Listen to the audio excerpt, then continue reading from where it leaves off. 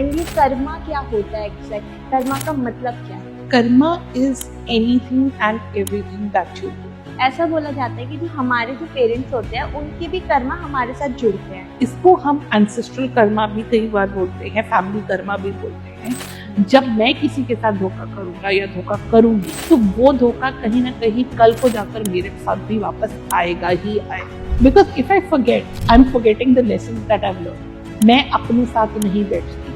I don't want to see the darker side of myself. कुछ लोगों का intent नहीं होता गलती करने का, लेकिन फिर भी हो जाती है। जैसे कि बहुत पुराना एक टर्म चल रहा है, वन नाइट स्टैंड। कार्मिक पैटर्न में तो वो डेफिनेटली आएगा। ऐसे तब किसके पास जाओगे? शीशे मैं लड़का मैनिफेस्ट कर रही हूँ ना, वो मुझे पैसा भेजा।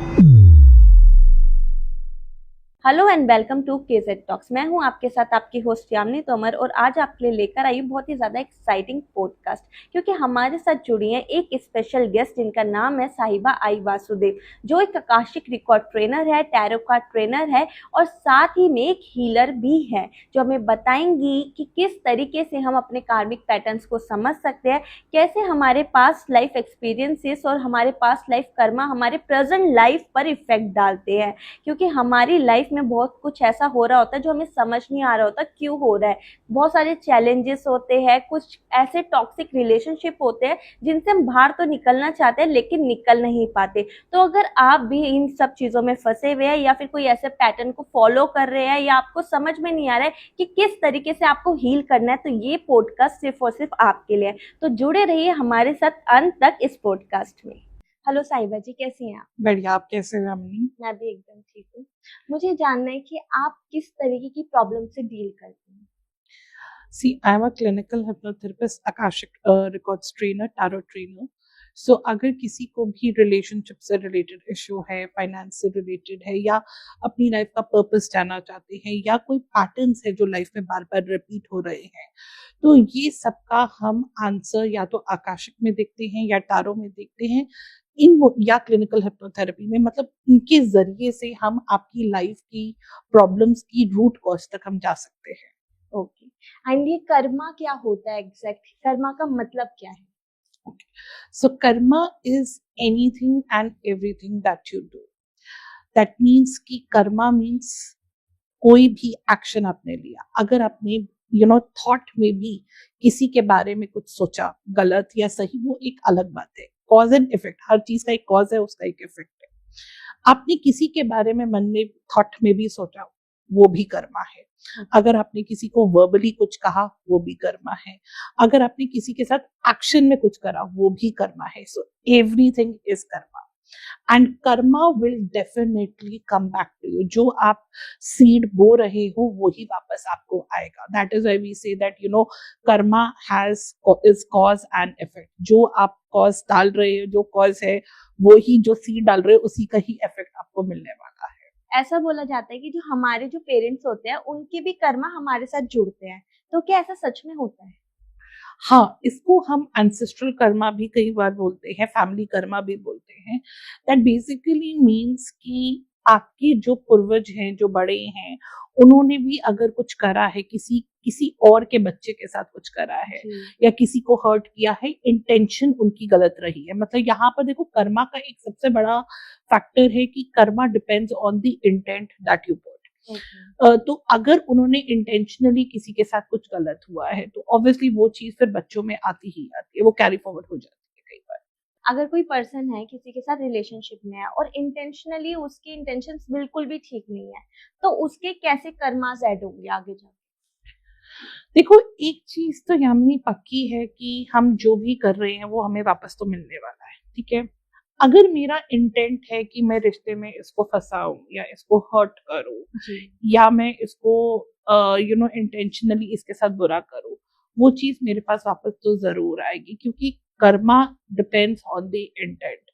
और सबसे बड़ी बात एक है कि जो भी हम चीज रिश्ते में डाल रहे हैं, रिलेशनशिप्स इज समथिंग, जैसे आज आपने अगर आप देखोगे कि किसी के साथ अफेयर हुआ, ठीक है, और आपने लड़की को डबल डेटिंग करी, या आप उसके साथ रिलेशनशिप में हो मगर कहीं और पे भी हो, और फिर ये आपका कल को हो सकता है पैटर्न बन जाए। ओके, विच मीन्स आप इंटेंट डाल रहे हो ओके कि आपका इंटेंट ही क्लियर नहीं है टुवर्ड्स अ पर्टिकुलर पर्सन।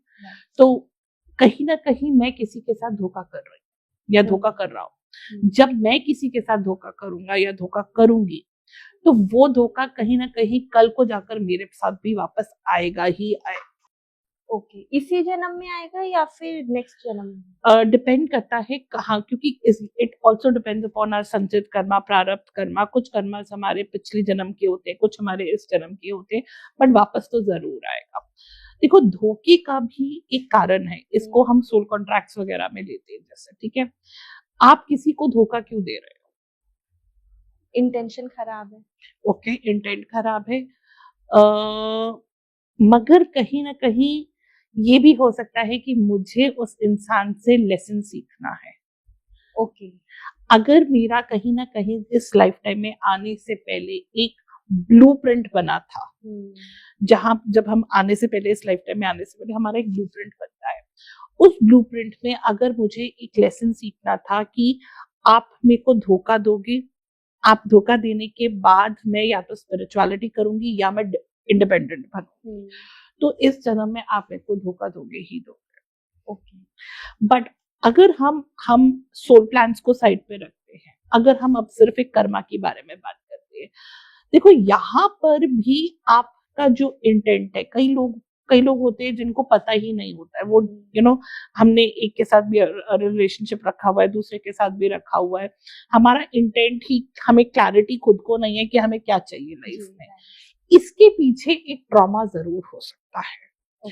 ये ट्रॉमा या तो चाइल्डहुड का है या ये ट्रॉमा पीछे से आ रहा है। कई बार ये मेरा बिहेवियर भी हो सकता है।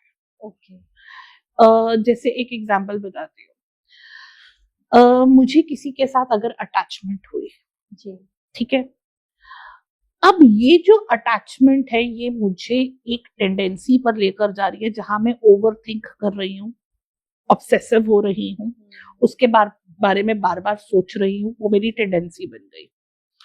अब मुझे ये इंसान किसी भी रूप में चाहिए, मैं उसके बिना नहीं रह सकती, ये मेरी कंडीशनिंग हो रही है। अब मुझे वो इंसान चाहिए ही चाहिए। दैट मीन्स एक शुरू हुआ था टेंडेंसी से, टेंडेंसी वो सीड थी जहां पर मैं ऑब्सेसिव उसके बारे में सोच रही थी। उसके बाद ये कंडीशनिंग पर आया जहां मैंने, ये मेरी अब जिद बन गई कि अब तो मुझे इसको पाना ही पाना है। इसके बाद अगर हम यहाँ पर भी नहीं सुधरते हैं, फिर ये हमारा कहीं ना कहीं नेचर बन जाता है। कि मुझे तो ये इंसान चाहिए, मैं कभी भी हार नहीं मान सकती, जिद बन जाती है। और ये मेरी हर जगह से जिद बनती है कि मुझे जीतना है, मैं नहीं हार सकती, वो मुझे कोई रिजेक्ट नहीं कर सकता, आई एम द बेस्ट।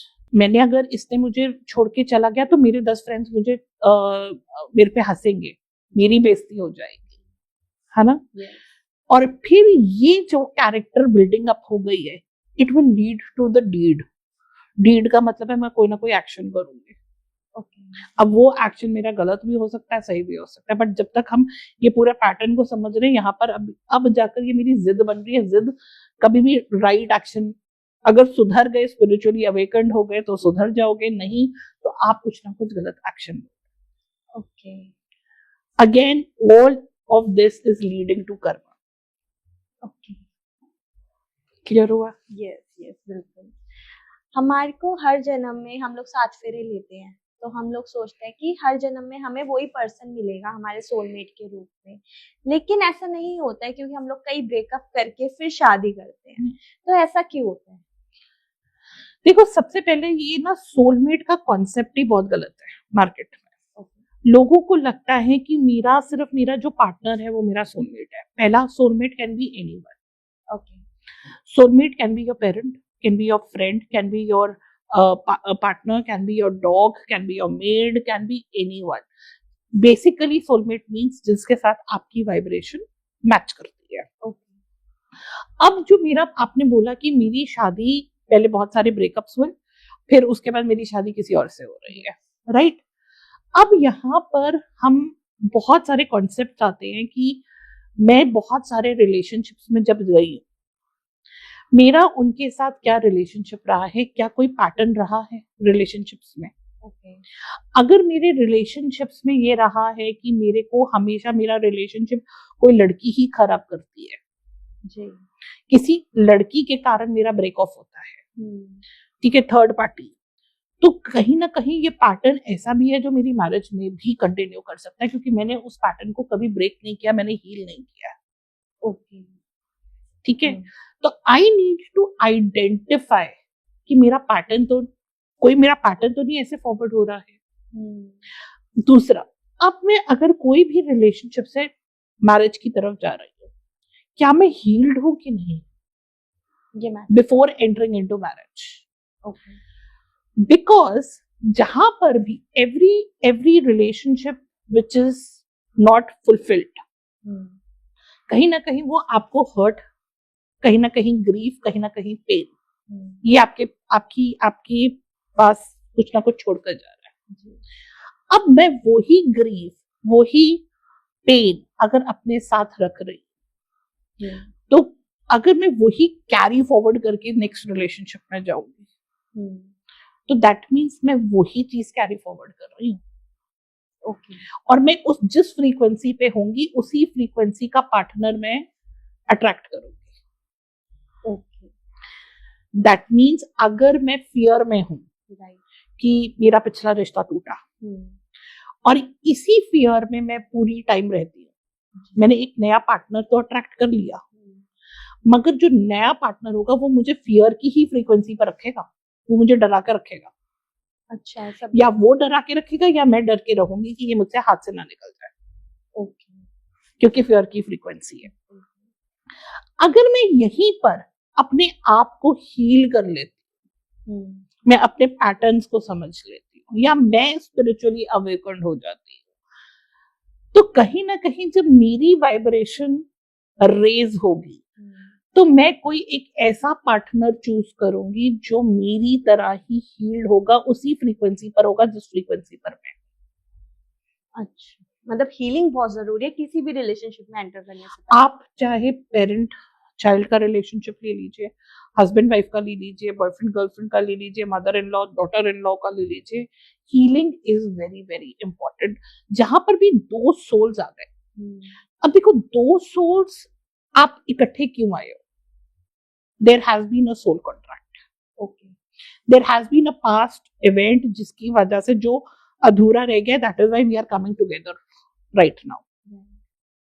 अब उस रिश्ते में अगर कहीं कुछ कड़वाहट है, कुछ नेगेटिविटी है, कुछ भी गलत है कहीं ना कहीं, उसको तो मुझे हील करना ही पड़ेगा। ओके। और अगर आप हील नहीं करोगे तो वही पेन आगे कैरी फॉरवर्ड होगा, वही ग्रीफ आगे कैरी फॉरवर्ड होगा, वही फियर आगे कैरी फॉरवर्ड होगा, जिससे हमारा नेक्स्ट रिलेशनशिप भी खराब हो सकता है, वो भी खराब होगा और नेक्स्ट भी खराब होगा। तो ये जो हीलिंग करना होता है, ये किस तरीके से इंसान खुद को हील करता है? देखो, सबसे पहले है कि अगर मैं पहले रिलेशनशिप से दूसरे रिलेशनशिप में जा रही हूँ, पहले क्या मैंने अपने आप को फॉरगिव करा? ओके, पहले खुद को माफ करना, पहले तो खुद को, क्योंकि जाने अनजाने में मैंने भी बहुत कुछ अपने साथ गलत किया। फिर मैंने जिस भी रिलेशनशिप में जिसके साथ थी, मैंने उसको भी फॉरगिवनेस करी है कि नहीं? अब लोग कहते हैं कि उसने मेरे साथ गलत किया, ठीक है, पर जाने अनजाने में आपसे भी कुछ ना कुछ हुआ होगा, ठीक है, तो हमारे को उसको भी फॉरगिव करना है। मैंने ऐसे यामिनी बहुत सारे केसेस देखे हैं जहां पर people have come to me where they said that the third person has done wrong with me. Let's say I'll give you an example of marriage. कोई husband wife थे, they were going for divorce, but divorce was happening because the husband was having an extramarital with somebody else. Now this female started giving forgiveness to her husband. Okay. And जितनी देर उनका divorce का procedure चला, 2 साल 3 साल जो भी चला, last day the person came and admitted that he had done wrong to this girl and he asked for forgiveness. So कई बार क्या होता है कि हमें रियलाइज नहीं होता, क्योंकि आप जब किसी को फॉरगिव कर रहे हो, आप वाइब्रेशन क्या भेज रहे हो? Forgiveness and blessing, right? जब मैं दो सोल्स के बीच की वाइब्रेशन ही चेंज कर रही हूँ, हर्ट से लेकर मैं उसको फॉरगिवनेस पे लेकर आ रही हूँ, या पीस, अब मैं आपको बार बार माफ कर रही हूँ, दैट मीन्स हम एक ऐसे उस पर आ गए हैं जहां पर आपका एक्शन मेरे या आपकी वाइब्रेशन मुझे हर्ट नहीं कर रही है। And we all are made up of energy. अब आपके प्रति जो मेरा एनर्जी था वो नेगेटिव था। अब जब मैं आपके साथ फॉरगिवनेस कर रही हूँ तो मेरी एनर्जी फील्ड कहीं ना कहीं आपको लेकर चेंज हुई। ओके। जब मेरी एनर्जी आपको लेकर चेंज हुई तो आप भी बदले, मैं भी बदली। दूसरा, अब ये जो रिश्ता था ये किसके ऊपर बेस्ड था? प्यार के ऊपर, शादी के ऊपर, प्यार के ऊपर या शादी के ऊपर, राइट? अब लेट्स से कि मैंने आपको फॉरगिवनेस नहीं की, दो केसेस लेते हैं, एक में फॉरगिवनेस की और एक में फॉरगिवनेस करी है। अब अगर मैंने आपको फॉरगिवनेस ही करी and I am not healed, 2 साल 3 साल निकल गए, मैं बार बार एक कह रही हूँ यार मेरा पीछे रिश्ता जब टूटा उसके बाद से आई am not attracted a right partner in my life, मेरे पास तो कोई सही बंदा मेरी जिंदगी में आता ही नहीं, मैं ग्रज करी जा रही हूँ। अब सोचो आपके सामने यहाँ पर एक सीट है जिसको मैंने खाली ही नहीं रखा। ओके, कहीं ना कहीं मैंने उसको पकड़ के रखा है, पुरानी यादों को, पुरानी यादों के प्रति मैंने नेगेटिविटी भी रखी हुई है, पुरानी यादों को जकड़ के बैठी हुई हूँ और मैं कह रही कोई सीट पे ही नहीं बैठ रहा। ओके, जब तक मैं यहाँ से एनर्जी को रिलीज नहीं करूंगी, जब तक मैं यहाँ फॉरगिवनेस नहीं करूंगी, जब तक मैं यहाँ की नेगेटिविटी को नहीं हटाऊंगी, कोई आकर बैठेगा कैसे? हो सकता है वो लाइन पे खड़ा है बैठने के लिए, मगर जगह तो आप ही नहीं। अच्छा, तो वो यादें जो होती है वो ब्लॉक करके रखती है उस जगह, एनर्जी ब्लॉक्ड है ना। अब आपकी एनर्जी आपने यहाँ पर क्या ब्लॉक करके रखी हुई है? प्यार से प्रति। आप अब चाह क्या रहे हो? मेरे को नया प्यार मिल जाए, मेरे को एक नया इंसान मिले जो मुझे प्यार करे, बट मैं तो कैद हूं पुरानी यादों में। राइट, मैं यादों में भी कैद हूं, मेरे अंदर ग्रीफ भी है, मेरे अंदर शिकायत भी है कि प्यार नहीं है। ओके, तो जब मैंने इन सबको जकड़ के रखा हुआ है, जब रिलीज ही नहीं किया, वो एनर्जी ही नहीं रिलीज हुई, तो दूसरा कैसे आएगा? बिल्कुल सही बात। इसके लिए हमें हील होना बहुत जरूरी है। तो इसका कोई प्रोसीजर होता है या फिर किसी हीलर की हमें जरूरत पड़ती है? देखो, दोनों चीजें हैं। पहला, जब भी मेरे पास स्टूडेंट्स या क्लाइंट्स आते हैं, कुछ ऐसे होते हैं जो बहुत ही वल्नरेबल स्टेट पर होते हैं या बिल्कुल उनमें हिम्मत ही नहीं होती है। अगर मैं आज उनको ये बोलूं कि मैं बेटा फॉरगिवनेस कर लो, वो फॉरगिवनेस 1 दिन करेंगे, 2 दिन करेंगे, 3 दिन करेंगे, महीना करेंगे, then they say कि ma'am it is not working. Trust me, healing does not happen in 10 days, 20 days, 30 days, 40 days.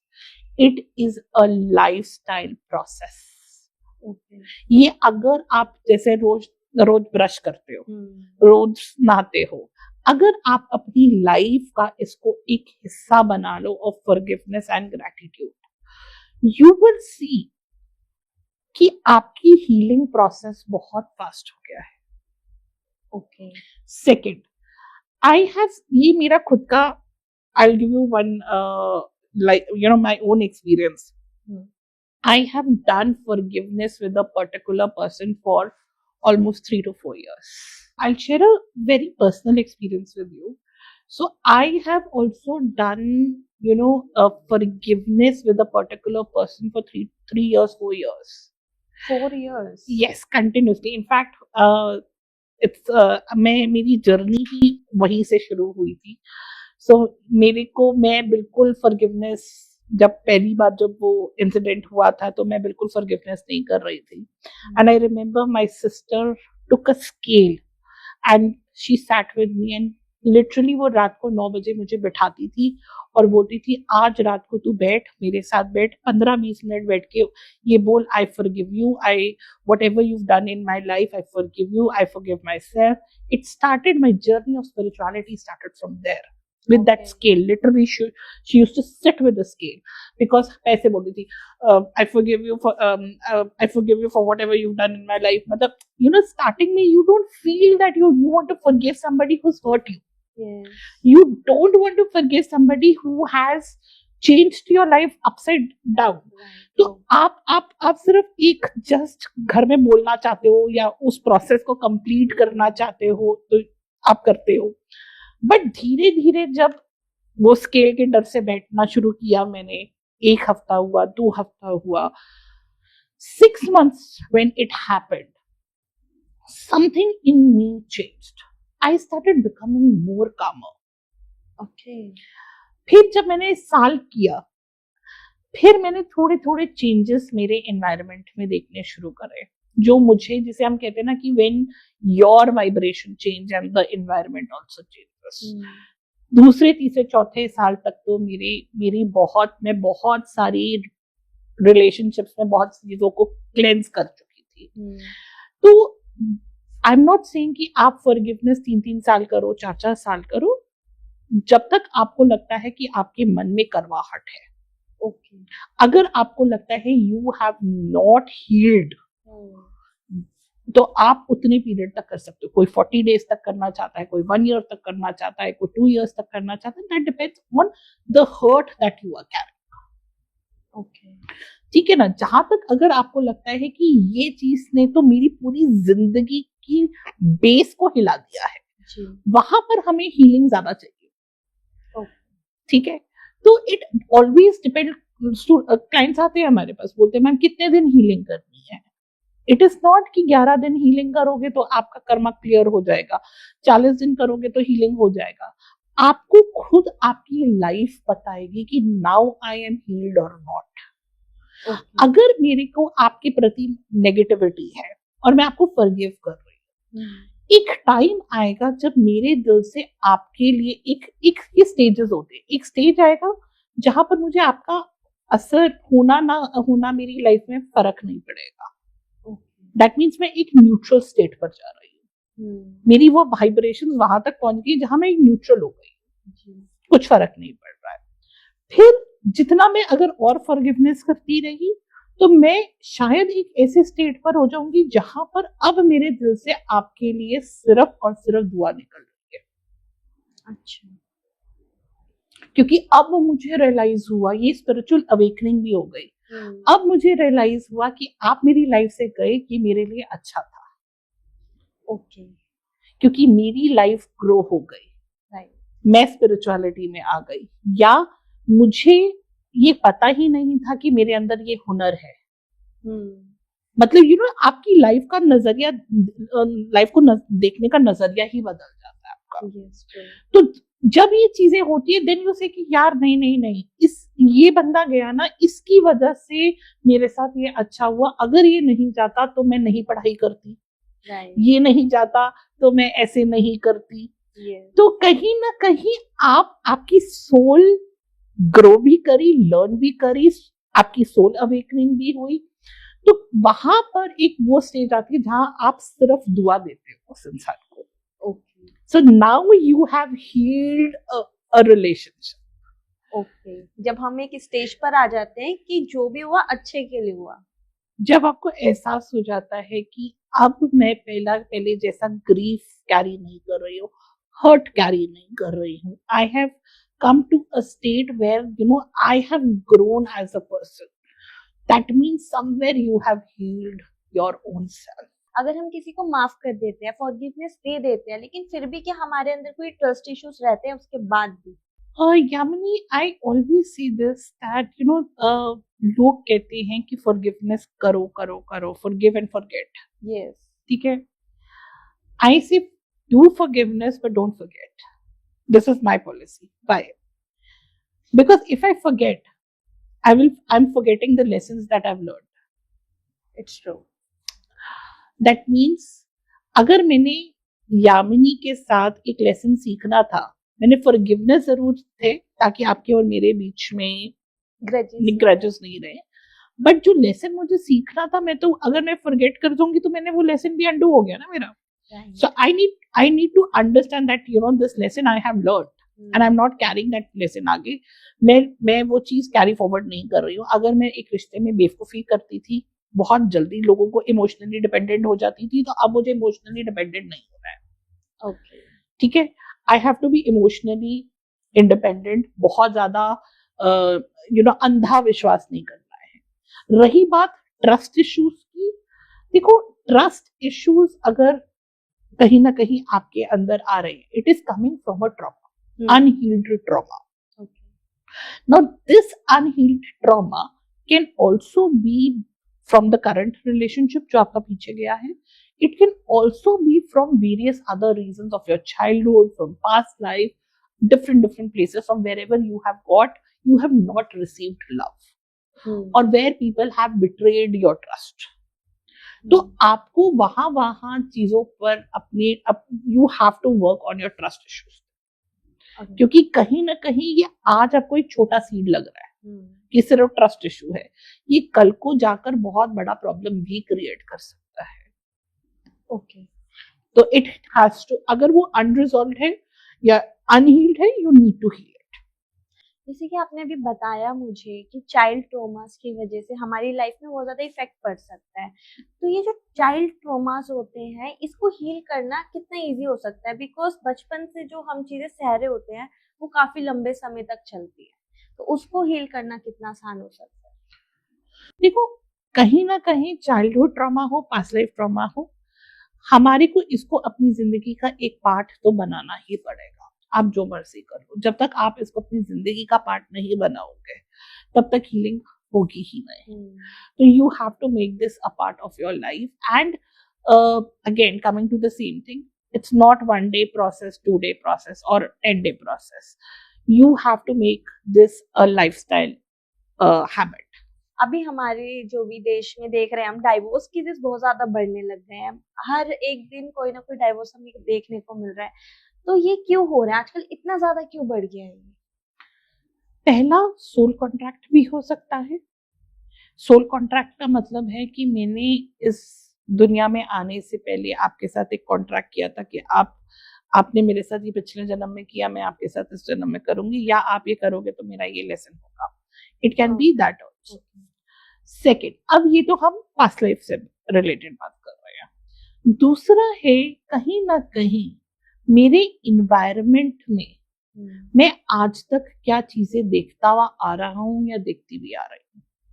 Okay, from my childhood also. अगर मैं मेरे इन्वायरमेंट में ये देख रही हूँ कि रिश्ते सही नहीं चले, या मैं कहीं ना कहीं ये देख रही हूँ कि कुछ ना कुछ रिलेशनशिप्स में प्रॉब्लम रही है, या mother had to suffer, father had to suffer, और my sister had to suffer, तो वो कहीं ना कहीं जो ट्रॉमा है या कड़वाहट है वो आप कैरी फॉरवर्ड कर रहे हो. ओके, तो उसकी वजह से भी मेरे रिलेशनशिप्स पे फर्क जरूर पड़ता है, even when I grow up, because everything is getting stored in your subconscious mind. Okay, right. Second, अब आज की डेट में मुझे ऐसा एक और चीज लगती है कि जिस तरह से हमारी रिलेशनशिप्स बढ़ रहे हैं, या जिस तरह से लाइफ हमारी आगे फॉरवर्ड हो रही है, हमारे अंदर उतनी पेशेंस ही नहीं हो रही है to understand what is our partner saying और डूइंग. हमें हर चीज इंस्टेंट चाहिए. हमें शादी भी इंस्टेंट चाहिए, हमें रिलेशनशिप भी इंस्टेंट चाहिए, हमें डाइवोर्स भी इंस्टेंट चाहिए. हम में वो पेशेंस ही नहीं रह रही है. In fact, this is what is a reflection point where I need to understand कि मेरे अंदर क्या ऐसा इशू है जो मैं रिजॉल्व नहीं कर रही हूँ, मैं जिस चीज से भाग रही हूँ. इसको हम फाइट और फ्लाइट का पॉइंट बोलेंगे, where I'm running away from my traumas. Okay, I don't want to face it. मेरी मदर इन लॉ के साथ 2 दिन बहस हुई, I can't stay with this man. Right. मेरी 2 दिन बहस हुई, I can't stay with this man. But हम ये समझना ही नहीं चाह रहे कि सामने वाला भी मुझे कुछ समझा रहा है. बहुत सारे लोगों को इस कॉन्सेप्ट के बारे में नहीं पता है कि whatever is happening in my environment is the mirror of what is happening inside. Okay. अगर मेरे अंदर फियर है, गिल्ट है, शेम है, अगर ये फ्रीक्वेंसीज मेरे अंदर है, वो ही मेरा इन्वायरमेंट मुझे देगा in the form of my partner Okay. और फैमिली और फ्रेंड्स. Hmm. अगर मैं ये चीज समझ जाऊं कि सामने वाला मुझे एक लेसन सिखा रहा है, Hmm. सामने वाला मुझे वही रिफ्लेक्ट कर रहा है जो मेरे अंदर है, Hmm. तो हमारे बीच में जो डिफरेंसेस आ रहे हैं वो कम हो जाएंगे. Okay. इतने डाइवोर्सेस नहीं होंगे जितने आज की डेट पे हो रहे हैं. Right. बट हम कहीं ना कहीं हम स्पिरिचुअली अवेकन्ड नहीं है. मैं अपने साथ नहीं बैठती हूँ, Hmm. मैं अपने आप को समझना नहीं चाहती हूँ. I don't want to see the darker side of my own self. Okay. When I don't want to see the darker side of my own self, I want to run away from my own self. I want to run away from my own emotions. Okay. अगर मैं spiritually awakened होंगी या मैं spirituality कर रही होंगी, कहीं ना कहीं मेरे अंदर ये जरूर होगा कि मेरे को अपने आप को, ये मेरा ट्रॉमा है, ये मेरा इश्यू है, I need to resolve my own issues. Okay. क्योंकि स्पिरिचुअलिटी कहीं ना कहीं आपको एक दूसरा एंगल भी देता है चीजों को समझने का. ओके, जिससे हम कामली समझ सकते हैं चीजों को. कई चीजें ऐसी हैं जो हम देख ही नहीं रहे हैं, हम सिर्फ एक ही एंगल देख रहे हैं, वो ऐसा करता है, वो ऐसी करती है, वो ये कर रहे हैं, बट हम दूसरा एंगल देखने की कोशिश ही नहीं करते हैं. हम अल्टीमेटली किसका सहारा ले रहे हैं? हम जाकर अपने दोस्तों के पास जाएंगे, फ्रेंड्स के पास जाएंगे, जिनके खुद के ब्रेकअप्स हुए होंगे, उनसे राय लेंगे. तो जब मैं अनहील्ड हूं, मैं भी अनहील्ड लोगों के पास जा रही हूँ, तो मेरे को एक हील्ड सजेशन कहाँ से मिलेगी? बिल्कुल. बट अगर मैं ऐसा कोई मेंटर चूज करती हूँ या मैं कोई ऐसी स्पिरिचुअलिटी की तरफ जाती हूँ जहां पर मेरे को एक रास्ता, आई am not talking about Akashic tarot, wherever you feel that I am spiritually going in the right direction, चाहे आपका ध्यान साईं बाबा जी की तरफ लगता है, चाहे आपका शिव जी की तरफ लगता है, जहां पर भी स्पिरिचुअलिटी में आपको आपका मन लग रहा है, आपको एक रास्ता दिख रहा है, the more awakened I am, Okay. the more I work on myself. When I say the more I work on myself, that means when I'm doing journaling also, कई लोगों को लिखने की आदत होती है, एफर्मेशंस लिखने की आदत होती है, कईयों को विजन बोर्ड बनाने की आदत होती है कि विजन बोर्ड बनाया, सामने रखा. आप अगर ये छोटी छोटी चीजें भी, चेंजेस भी अपनी लाइफ में लेकर आते हो, it is going to affect your subconscious mind. When it is going to affect your subconscious mind, healing is automatically going to happen. Okay. Everything is stored in the subconscious mind. बचपन में आपने computers में 6th standard में हमें करते थे, एक flow charts बनाते थे, right? If this happens go here, if this happens go here. हम क्या कर रहे हैं हमारे सबकॉन्शियस माइंड में? अगर हमारा कोई ट्रॉमा है या कोई भी प्रॉब्लम है जो उसको हम मिटा नहीं रहे हैं, हम उसके सामने हम उसको हील तो कर रहे हैं, बट हम उसके साथ में एक पैरेलल एनर्जी भी क्रिएट कर रहे हैं. हम हमारे स्पिरिचुअल, हम हमारी उसको रीवायर कर रहे हैं सबकॉन्शियस माइंड को. जब हम हमारे सबकॉन्शियस माइंड को रीवायर कर रहे हैं with affirmations, I am healed, money comes to me easily, I get a partner, I am with a partner who loves me, respects me, तो आप उसको एक नई एनर्जी का फ्लो दे रहे हो ना. अभी आपने बताया कि हम लोग अपने सबकॉन्शियस माइंड में कुछ ना कुछ ऐसा रखते हैं कि हम अपने आप को हील कर रहे होते हैं उसकी वजह से, लेकिन कुछ लोग होते हैं जिन्होंने अपना ब्रेन ट्रेन करके रखा होता है. जैसे कि हम देखें, कुछ लोग कहते हैं कि मेरी लड़कियों से नहीं बनती है, या फिर मैं इस तरीके की जगह पे जाना पसंद नहीं करती हूँ. कुछ ना कुछ ऐसा होता है जो माइंड में पहले से फिक्स कर लेते हैं और वो करना ही नहीं चाहते. तो ये क्यों होता है? देखो, 2-3 चीजें. पहला, अगर हीलिंग उन लोगों के लिए नहीं है जो रिसेप्टिव नहीं है, मैं सीधा मुंह पे बोलती हूँ. अगर आप रिसेप्टिव नहीं हो तो आप हीलिंग करोगे भी नहीं. आपके पास वही इंसान आएगा जो रिसेप्टिव होगा, जो हील होना चाहता है. ओके. नंबर 1.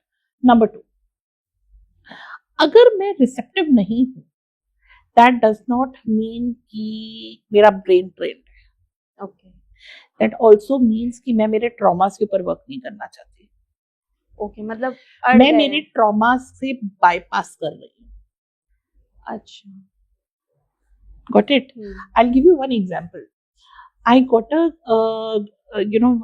हम क्लास में बैठे हुए थे और एक स्टूडेंट ने मुझे बोला कि मैम मेरे एक्स हस्बैंड के साथ हमारा डाइवोर्स का प्रोसीजर चल रहा है, बट मेरे मन में उनके लिए कोई फीलिंग नहीं है, ना अच्छी ना बुरी, और हमारा बस लास्ट पेपर साइन होने वाला है एंड मैं उनकी तरफ देखती तक नहीं हूँ, बस मेरे मेरे अंदर कोई फीलिंग नहीं है उनके लिए।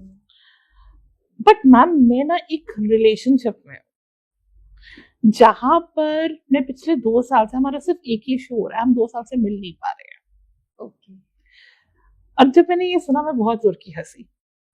तो मैंने कहा तुम्हें कोई सिमिलैरिटी नजर नहीं आई? तो शी सेड मैम क्यों, सिमिलैरिटी कहाँ है? तो मैंने कहा तुम अपने हस्बैंड को जिसके साथ तुम डिवोर्स ले रही हो, तुम उसको आंखों में आंखें देखकर देखना नहीं चाहती हो। ओके। मैं उस एनर्जी से बाईपास कर रही हूँ, मैं मेरे ट्रॉमा से बाईपास कर रही हूँ। Okay. I am not ready to see the fear, the rejection in front of me, the pain in front of me, the grief in front of me. I want to bypass myself from that pain. And then I'm saying, as a defense mechanism, I am saying, it does not bother me. It does not affect me. मुझे कोई फर्क नहीं पड़ता, but कहीं ना कहीं मैं अपने उस पेन से गुजरना नहीं चाह रही हूँ, इसलिए मैं उसको देखना नहीं चाह रही। ओके। इसलिए मैं मेरे पार्टनर को नहीं देखना चाहती। बट अब मैं यहां पर वो एनर्जी क्रिएट कर रही हूँ in relationship of love which we had. Here I am finding a partner, I have found a partner, but यहां पर हम दोनों एक दूसरे को मिल नहीं पा रहे हैं। तो जब मैं यहाँ पर आई टू आई कांटेक्ट नहीं कर रही हूँ, तो वहां पर भी आई कांटेक्ट नहीं हो पा रहा है। ओके। सो एनर्जी है, हमें एनर्जी को समझना पड़ेगा। ओके, मतलब चैलेंजेस को फेस करना पड़ेगा, सबसे चैलेंजेस को फेस करना पड़ेगा। तो हम जो ये कहते हैं ना, जो लोग कहते हैं कि मुझे फर्क नहीं पड़ता, I don't care, basically they have the traumas that they are not facing it, or they don't want to face it, और वो उनका सेल्फ एक किस्म से डिफेंस मैकेनिज्म बन गया है। जैसे अगर कोई इंसान बहुत जल्दी हर्ट हो जाता है, एक इंसान जिसको बार बार बिट्रेल्स मिल रहे हैं, वो अपना सेल्फ डिफेंस मैकेनिज्म कैसे रखेगा? वो अपने आप को ना बहुत स्ट्रांग दिखाने की कोशिश करेगा, वो लोगों को डोमिनेट करेगा, वो लोगों को कंट्रोल करने की कोशिश करेगा, क्योंकि कहीं ना कहीं वो बार बार हर्ट हो रहा है। ओके, तो ये मेरा डिफेंस मैकेनिज्म हो गया। ओके, इस तरीके से डिफेंस मैकेनिज्म होता है। It's very new to me actually. आजकल लोग क्या कर रहे हैं, घोस्टिंग कर रहे हैं, रिलेशनशिप को एक अलग तरीके से देखने लग गए हैं, क्योंकि उनके अंदर इमोशंस के साथ वो रिलेशनशिप वो चलाना ही नहीं चाहते। उनका डिफरेंट पैटर्न है कि बस कुछ टाइम के लिए टाइम पास करना है, उसके बाद फिर वो मूव ऑन करके दूसरे रिलेशनशिप में जाएंगे। तो क्या उसमें भी कोई कर्मा ऐड होता है? बिल्कुल यामिनी, आजकल एक there is a new term something called situationship, right? Now you say casual relationship, situationship, whatever the new terms the new generation is putting up. Let's take it in what is the emotion behind. Okay. I don't want to get attached. I am not ready to take responsibility. Okay. मैं अपनी responsibility देखने के लिए तैयार नहीं हूं, तो मैं दूसरे की रिस्पॉन्सिबिलिटी क्या लूंगा? ओके, मुझे नहीं बंधना इस बंधन के अंदर। बट कहीं ना कहीं, अगर चाहे वो कैजुअल रिलेशनशिप है, चाहे वो सिचुएशनशिप है, कहीं ना कहीं हम रिश्ते में सब कुछ दे रहे हैं, बट कमिटमेंट नहीं दे रहे हैं। राइट? जब हम कमिटमेंट नहीं दे रहे हैं, तो at the end of the day, I am also becoming emotionless. I am also becoming vulnerable. Okay मेरी भी लाइफ में स्टेबिलिटी नहीं आ रही है. अब वो इस लाइफ में तो रिलेशनशिप में तो आपको समझ में नहीं आएगा, बिकॉज वो मेरा पैटर्न बन गया है. राइट कहीं ना कहीं आज नहीं तो 2 साल बाद, 5 साल बाद आप देखोगे कि ऐसा इंसान लाइफ में स्टेबल हो ही नहीं पा रहा है. ओके क्योंकि कहीं ना कहीं मैं मेरे इमोशंस की स्टेबिलिटी की रिस्पॉन्सिबिलिटी अपने पे नहीं ले रही थी या ले रहा था. ना मैंने अपने इमोशंस की रिस्पॉन्सिबिलिटी अपने पे ली, ना मैंने सामने वाले की. पहला तो वो कर्मा में तो डेफिनेटली ऐड होगा ही होगा. बट सब यहाँ पर मेरा भी एक कर्मा है, self Karma. Okay a lesson that I am not learning, okay something that I am not learning. I am also creating a karma for my own self, ना. राइट So जब मैं कैजुअल रिलेशनशिप्स में जा रही हूँ या मैं कमिटमेंट नहीं दे रही हूँ, तो मैं अपने आप को भगा रही हूँ from the taking responsibility. Okay अब आप ऐसे रिस्पॉन्सिबिलिटी नहीं लोगे तो किसी और फॉर्म में रिस्पॉन्सिबिलिटी आपके सर पे आएगी. कई लोग आप देखोगे कि कई लोग पहले बहुत फ्री रहते हैं, एक लड़की, दूसरी लड़की, तीसरी लड़की, और अचानक से they become very committed towards somebody. Yes true. क्यों होगा? क्योंकि आप अभी तक से ना रिस्पॉन्सिबिलिटी से भाग रहे थे. तो भगवान ने कहा अब रुक जा बेटा, either you learn the lesson of taking the responsibility, नहीं तो किसी और फॉर्म में रिस्पॉन्सिबिलिटी तुम्हारे सर पर आएगी.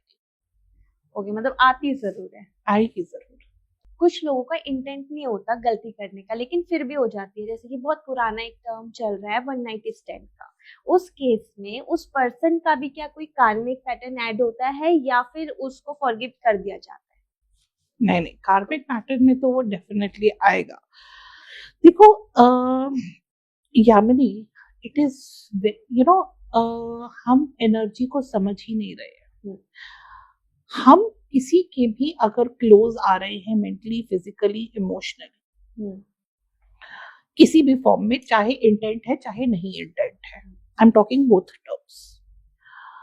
Now if it is let's say one night और सिचुएशनशिप एनीवे, हम अपनी एनर्जीज एक ऐसे इंसान के साथ मिक्स कर रहे हैं जो मैं भी ट्रॉमा में हूं, वो भी ट्रॉमा में है. ओके और जब ऐसा होता है तो आप उसका भी ट्रॉमा अपनी एनर्जी के साथ मिक्स कर लेते हो. ओके मतलब एनर्जी एक्सचेंज हो जाती है. आप किसी को बहुत नजदीक आने दे रहे हो ना अपने, राइट. तो उसकी एनर्जी और आपकी एनर्जी तो मिक्स हो गई कहीं ना कहीं. And you do not realize this. उस सिचुएशन के बाद जब आप बाहर निकलोगे, आप कहोगे यार पता नहीं मेरी जिंदगी ना अजीब सी हो गई है अचानक से. क्योंकि कहीं ना कहीं एक तो आपका ट्रॉमा था, उस इंसान का भी ट्रॉमा था. ओके जो कहीं ना कहीं मिक्स हो गया. Okay so you are now carrying your baggage also and that person's energy also with you. So सबसे पहले हमें एक चीज और समझनी पड़ेगी. मैं ये बार बार, अगर ये मेरा पैटर्न बन रहा है, you know, to get into situationship, one night, whatever, not even if it is not one night situation, even if I'm getting into a relationship which is not leading me to anywhere, okay, that is also creating a trauma inside me. Okay. That is also creating a unhealed pattern inside me. I am not healing my patterns. I am not healing my traumas. I am not healing my own self. मैं उनको सिर्फ एक के ऊपर एक के ऊपर एक के ऊपर लेयरिंग करी जा रही हूँ in the name of relationship, in the name of situationship, in the name of divorce, in the name of whatever you want to say it. इससे तो पूरी लाइफ ही मैसी हो जाती है. हील तो आपको करना ही पड़ेगा और कॉन्शियसली आपको समझना पड़ेगा कि मुझे किसके साथ अपनी लाइफ बितानी है या किसके साथ मुझे क्या स्टेप्स लेने हैं. And I do not have to get into all this. Okay, consciously तो आपको एक बार अवेकन होना ही पड़ेगा। ये this can not go life time तक। पूरी लाइफ किसी ने अपनी पूरी भसड़ मचा रखी है, सब कुछ खराब कर रखा है, लेकिन अचानक से उसको लगता है कि नहीं अब मुझे सब कुछ ठीक करना है, अब मुझे अवेक होना है, तो उस केस में वो कहाँ से शुरुआत कर सकता है? अगेन पहले तो जो जहां पर इतना कांड कर दिया है, इतना सब कुछ हो गया है, तो सबसे पहले तो हम जहां पर हैं, पहले तो ग्रैटिट्यूड की इतना हमारे में समझ आई, and then let's start with forgiveness of our own self and with the persons you want to do forgiveness. So I generally there's one strategy that I used to do. I used to write 2 books. I used to take 2 journals. एक journal gratitude का होता था और एक forgiveness का होता था।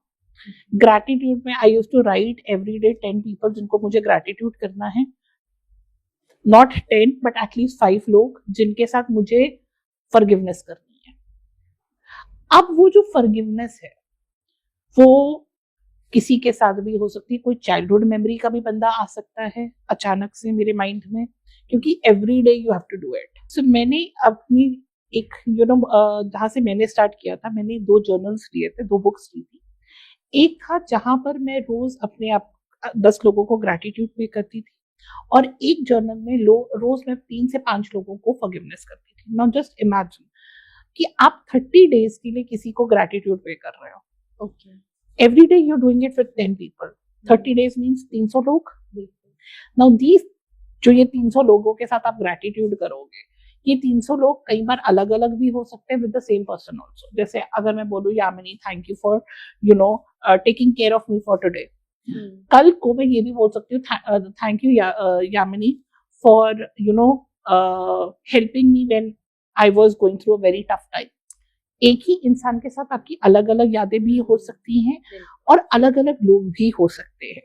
The more I pay gratitude the more life is going to give me abundance. Forgiveness में जब हम आते हैं, अब मैं एक ही इंसान के साथ 30 डेज फॉरगिवनेस भी कर सकती हूँ, मैं अलग अलग लोगों के साथ भी फॉरगिवनेस कर सकती हूँ। ओके, मतलब अगर मैंने मिनिमम 3 लोग या 5 लोगों के साथ फॉरगिवनेस करी, लेट्स से 5 लोग एवरी डे, 30 डेज में 150 लोगों के साथ मैं फॉरगिवनेस कर रही हूँ। राइट, कहीं ना कहीं आप अगर ये सोचो कि ये मेरे हार्ट पर, मेरे हार्ट चक्रा, हम हार्ट चक्रा कहते हैं, ठीक है, ये सारे के सारे एज अ बैगेज मेरे हार्ट चक्रा पर था।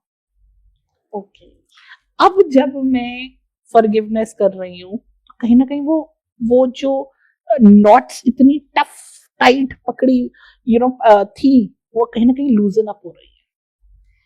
ओके, मतलब इस तरीके से हम अपने आप को one by one you can start from here. Okay, कोई पर्सन है वो रिलेशनशिप में तो है, अब उसको उस रिलेशनशिप से कोई इमोशनल सपोर्ट नहीं मिल रहा है और वो नेक्स्ट किसी के साथ इमोशनली कनेक्ट हो गया बाय चांस, उस केस में क्या सिचुएशन बन सकता है? Okay, can I share this with the case study that I had? Yes. Yamini बहुत ही ऐसे में तो जब ये ऐसा कोई केस मेरे पास लेकर आता है तो कई बार लोग सोचते हैं कि मैं उनको हेल्प कर दूंगी, बट मुझे वहां पर अवेकन करना पड़ता है लोगों को। There was a female who came to me and she had 2 daughters, 25 years of marriage, and she had a relationship from last 2 years with a man who was already married. Okay. Now when she came to me, she said, I am leaving my family. Okay, जो existing family, husband, बच्चे, I'm leaving every one of them, and you give me a manifestation technique of how do I attract that man in my life forever. Okay. This is what she came up to me. The minute I heard this, I said, okay, so you want a manifestation technique for a person who's already married to somebody else. आप किसी के पति को manifest करना चाहते हो, कार्मिकली ये सही है कि गलत है? वो तो एकदम से वो गई कहती दैट मीन्स क्या मैनिफेस्टेशन, तो अगर फिर इसका मतलब मैनिफेस्टेशन वर्क नहीं करती है। इनका manifestation is not telling you to manifest something wrong. आप देखो तो सही, आप कार्मिकली क्या मांग रहे हो। ओके, मैं किसी का पति मांगने की कोशिश कर रही हूँ, मैनिफेस्ट कर रही हूँ। Okay, I do understand that your marriage is not working. You're not getting emotional support from the partner that you presently have. But that does not mean that मेरी लाइफ अगर खराब हुई है तो मैं किसी और की भी लाइफ खराब करूं, किसी और की भी मैरिज खराब करूं। I asked a question. I said, अगर आप, are you independent or dependent? Like, are you working or not? She said, no, I'm not working. I said, okay. I said, अगर आप अभी घर, आप कह रहे हो कि मैं आज घर से निकल रही हूँ, do you have money to take care of yourself? She said, no, I don't have any money, I don't have any jewelry. okay. I said, will you go to your parents? No, I cannot stay with them. I said, आप किसके पास जाओगे फिर? She said, मैं लड़का manifest कर रही हूँ ना, वो मुझे पैसा देगा। आप मुझे एक बात बताओ, आपके पास पैसा नहीं है, जॉब नहीं है, किसी और का हस्बैंड मैनिफेस्ट कर रहे हो, there is no stability, I am not using my common sense. Second, I am not, आपको अगर आपका करंट सिचुएशन क्या, मैं अपना प्रॉब्लम नहीं समझ रही हूँ। मेरी प्रॉब्लम है कि मेरी करंट मैरिज में स्टेबिलिटी नहीं है, रिलेशनशिप नहीं है, I want to be independent, but not on the basis of किसी और की मैरिज खराब करने के बेसिस पे नहीं। It's true, right. देन मुझे बहुत नहीं, उनको नहीं आ रहा था समझ, फिर मुझे बहुत कड़वे शब्दों में बोलना पड़ा, you have 2 daughters? She said, yes, I have 2 daughters. I said, will you get your daughter married to a man जो कोई और उसको मैनिफेस्ट कर रहा होगा? She said, no, I cannot take that. I said, but you are creating a karma where it is going to come back to you.